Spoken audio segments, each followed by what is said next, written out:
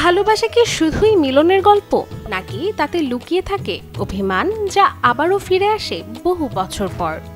হ্যাঁ, বলছিলাম পরিচালক অনুরাগ বসুর লাইফ ইন আ মেট্রোর সিকুয়েলের কথা, যে সিনেমার নামকরণ করা হয়েছে 18 বছর আগের সিনেমার সুপরিচিত গানের নামে, মেট্রো ইন দিনো।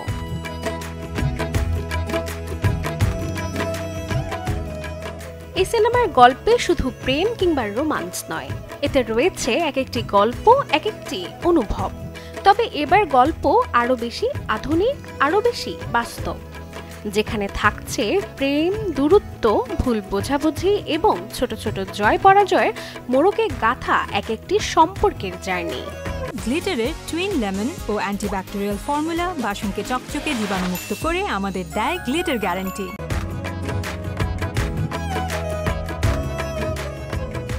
এই সিনেমায় রয়েছে একাধিক তারকাদের মিছিল, যেখানে পরিচালক তুলে ধরেছেন ভালোবাসার ভিন্ন রূপ, অনুভব আর সুর, যা কখনো মিষ্টি, কখনো তিক্ত, আবার কখনো ব্যথা হয়ে থেকে যায়।